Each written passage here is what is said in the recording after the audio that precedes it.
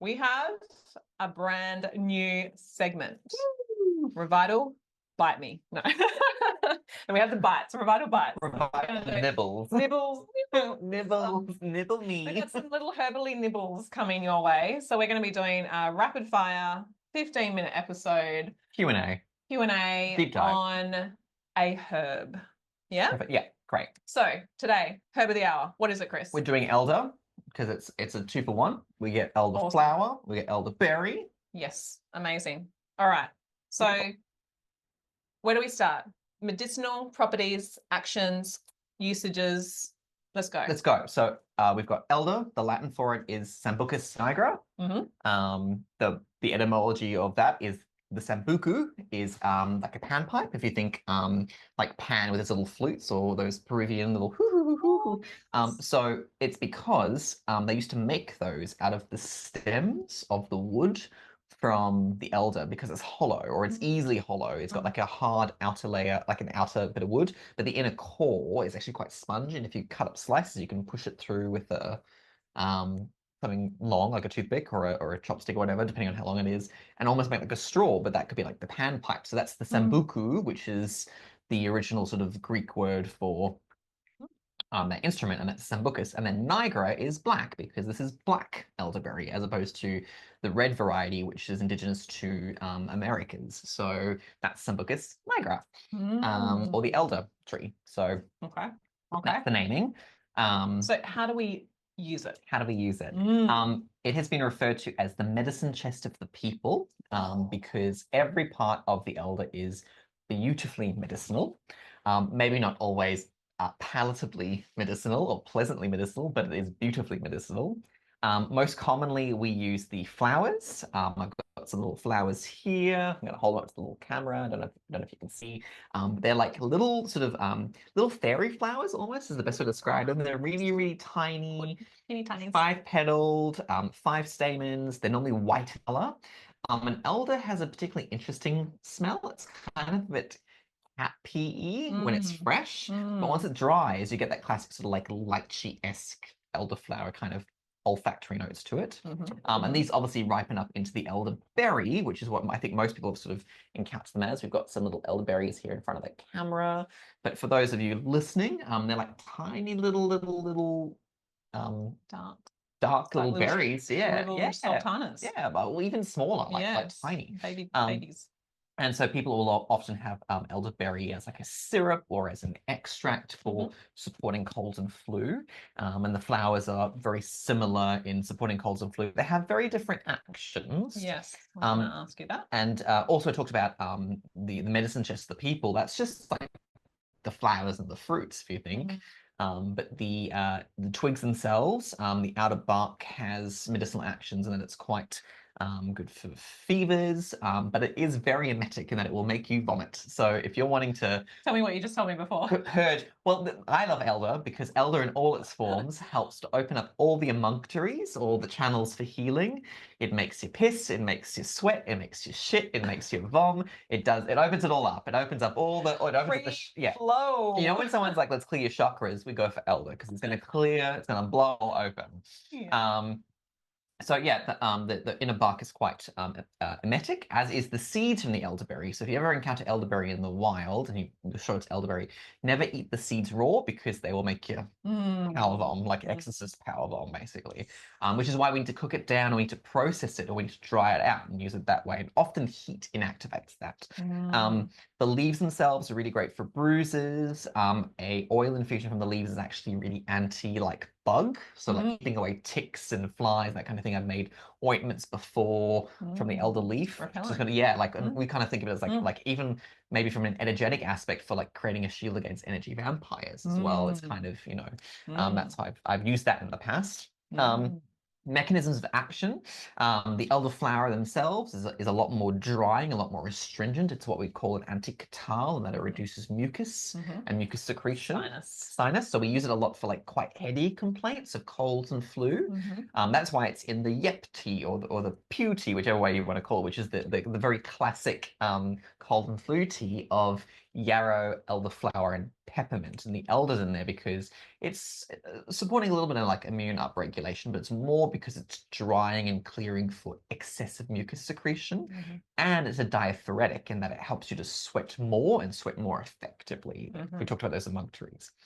Elderberry is the same. It's a lot more, I find, a lot more indicated for sweating and for opening up sort of a better fever or a much more controlled fever.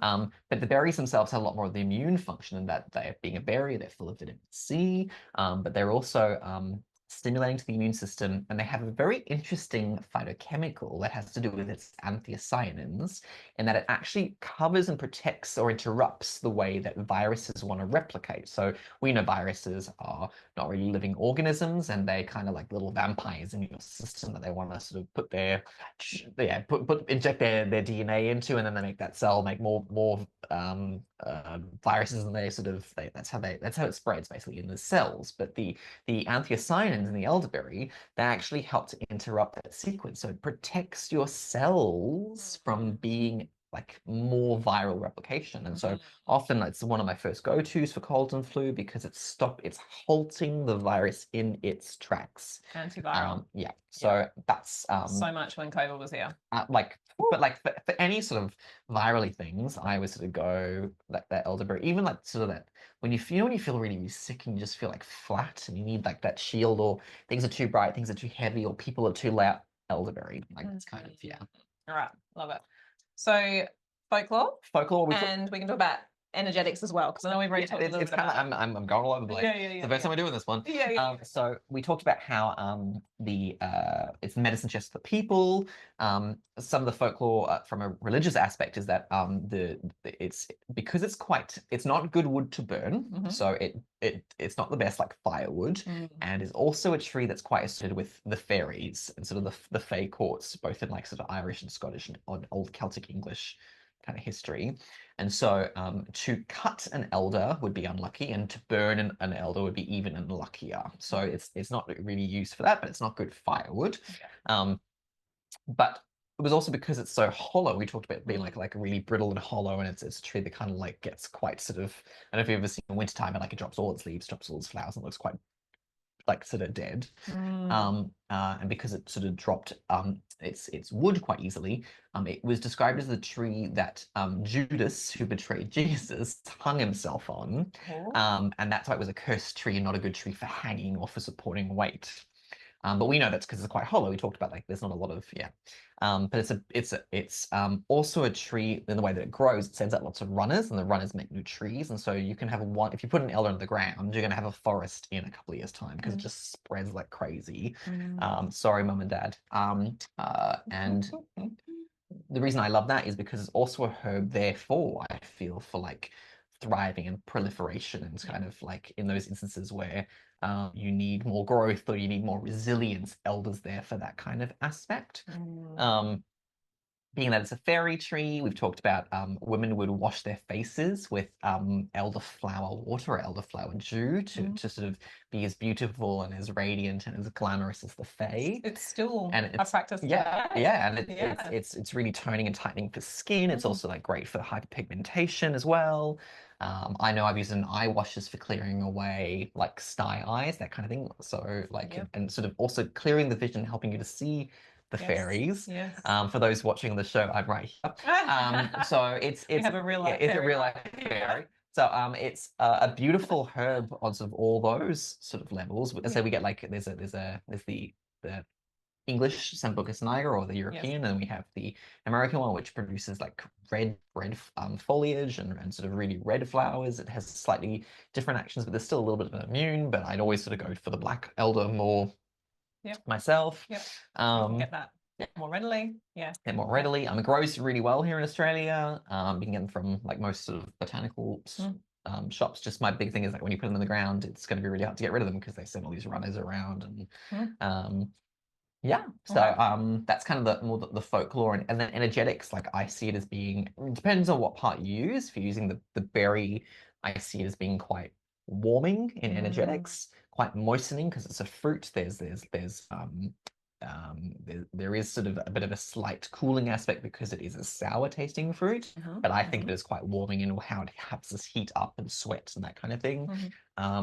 And it's quite moistening because it's got it's a juicy kind of fruit. But when you're using the flowers, I think of it as definitely quite cooling, and for me quite drying as well in the actions of the energetics there. I feel like both are quite relaxing in terms of tension. They're not necessarily like creating like tightening for tissues. They're more relaxing in their action. Just to kind of use like the six tissue thing. Elemental aspect, I feel like it's a beautiful mix, sort of all of the elements. I wouldn't see it being too much fire, too much air, too much water, too much earth. It's kind of nicely balanced, maybe leaning a bit more towards water, just because of its astrological correspondences. And how it sort of works in the body, moving fluids around. So maybe a little bit more on the water side. But for me, I'd say because it's got its sort of foot in all those realms and being like quite a magical tree, really. Yeah, so that's Mama Elder, basically. That's a beautiful little herb for autumn heading into winter. Absolutely. So, yeah. So quick applications. So how do we use it? Obviously, we've got the berries, we've got the flowers. We've got the liquids. You've got your beautiful toddy that you make all of us. The hot toddy, the hot rob. Yeah. Obviously you can get extracts from your friendly neighborhood naturopath who can prescribe liquid extracts for you, or teas. Both the berries and the flowers work well as a tea. They're not the drying of the berries, and you're not eating the seeds, so that's fine. It's a great tea. But I really like to make it as a what would be traditionally called a Venus rob, or an elderberry cordial, or an elderberry syrup. And that would be if you've got fresh elderberries, fantastic. You sort of harvest them when they're darkly colored, not when they're green, because that'll make you churn, but when they're nice and purple, and you just sort of take them off the stem with a fork, because you want the little stems, because the little stems have a little bit of cyanide in them, but you know, that's not a problem. But like a little bit. There's a little bit of cyanide. So kind of take them with a fork, and then I would deconcoct that on the stove. It's like so deconcoct is boiling on the stove in water, and you want to make quite a strongly darkly colored liquid. Almost think like Ribena, like really like a really rich color. So you need a lot of berries or a little bit of water, whichever way you're doing it, and then you strain that liquid out after like a good 10-15 minutes. And then I would add in, for every pound per pint, I know that's in imperial, that's just the way that my brain remembers that recipe, a pound of liquid. Sorry, a pound of sugar per pint of liquid is the way to remember. Or you'd go a pound and a half of honey to a pint of liquid. And then you would just like reduce that on the stove, add your sweetener until it's like to keep it preserved, and that's your rob. And then I take like a good teaspoon or two of those with some hot water. It's a good squeeze of lemon. That's like a little like winter warmer, hot toddy, sort of Venus rob, just to kind of help with sweating and keep us warm, and sort of help with colds and flu, and sort of that throaty dryness you get with the sort of colds and flu. That's my favorite way to do it. Incredible. So, yeah. And we will have some for the winter season. Yeah, we'll have a little clip and some recipes for all that for the listeners at home. But yeah, that's our beautiful elder in a little quick 15-minute nibble. I know, it's so good. All right, last phrase for this herb. Fun fact or last phrase? For me, it would be the summation, which is elder is the medicine chest of the people. So there is elder, everyone. All right, tune in for the next one.